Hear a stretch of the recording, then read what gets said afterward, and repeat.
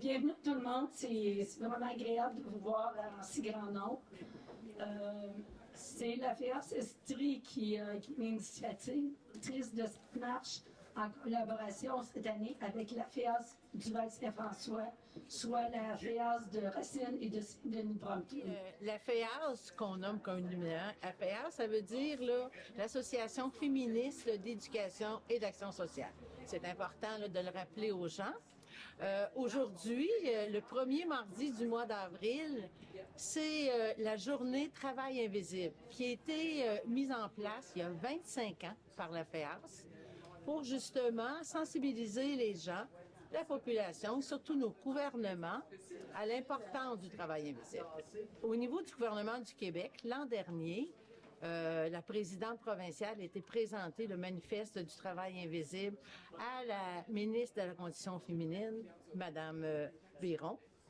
Et dans la stratégie gouvernementale sur l'égalité entre les femmes et les hommes, il y a un petit article qui parle justement du travail invisible.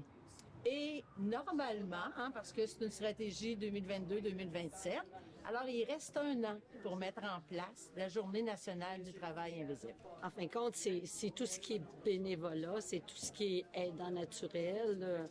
Tu sais, ça implique beaucoup de personnes, puis beaucoup en fin de compte, c'est travailler sans être payé, dans le fond, là, puis il y en a comme beaucoup.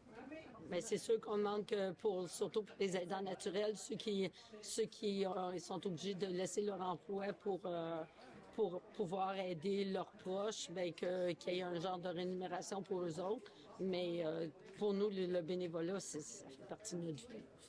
Pour ceux qui l'ont. Statistique Canada a fait en 2022 une étude qui démontre qu'au Canada, la valeur du travail invisible, c'est environ 860 milliards.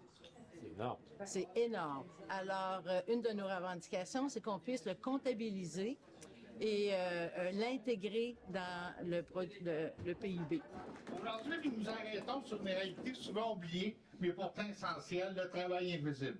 Ce travail accompli par amour, par devoir, celui qui soutient nos familles, nos communautés et même notre économie, sans jamais être énuméré ni pleinement reconnu. Le travail invisible, c'est cette mère ou ce père qui met sa carrière entre parenthèses, vous l'avez très bien dit. C'est cette personne qui veille à maintenir un environnement sain pour sa famille, qui accompagne un enfant en situation d'handicap, qui soigne un proche vulnérable ou qui s'engage bénévolement au service des autres. C'est aussi cette implication discrète mais vitale dans l'entreprise d'un conjoint ou conjointe. Souvent, quand on se retrouve dans une situation où on doit faire de l'approche aidance, quand il y a quelqu'un qui doit quitter son travail, souvent c'est la femme. Parce que c'est la femme qui est la moins bien payée. Alors, ça a des impacts tout au long de sa vie. Ça veut dire autonomie financière qui vient de diminuer. Quand elle se retrouve à la retraite, les pensions, les rentes, c'est diminué aussi. Alors tout ça, ça peut amener la femme à vivre des situations de précarité, tout comme ça donne des risques aussi de pauvreté quand elle se retrouve à la retraite. Aujourd'hui, nous tenons à vous dire merci. Merci pour votre implication auprès des membres de votre communauté, des gens de vos familles respectives, des gens également qui sont proches pour vous dans votre entourage. Votre travail fait une différence et à ce moment-là, ça fait une différence positive auprès des gens de votre communauté. En cette journée dédiée au travail invisible, je tiens à exprimer toute ma gratitude aux bénévoles et aux proches aidants de notre région. Leur engagement, bien souvent discret, est un pilier essentiel de notre société. Il est important de se rappeler que sans ces personnes engagées, notre société ne pourrait fonctionner comme elle le fait aujourd'hui.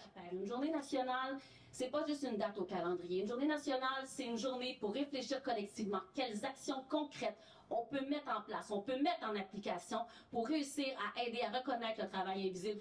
Il y a aussi une autre recommandation, les crédits d'impôt, pour voir comment est-ce qu'on peut davantage aider les proches aidants avec ces crédits d'impôt qui puissent finalement être mieux représentatifs de ce qui sont demandés par les proches aidants et notamment que ça passe de non remboursable à au moins en partie remboursable jusqu'à remboursable. Sinon, c'est pas utile et ça aide pas. Donc, c'est le genre de réflexion qu'on devra avoir lorsqu'il y aura cette journée nationale que l'on espère nommer très bientôt. Il est plus que temps que ça arrive. Et finalement, je dirais, parce qu'il y a des risques inquiétants de recul.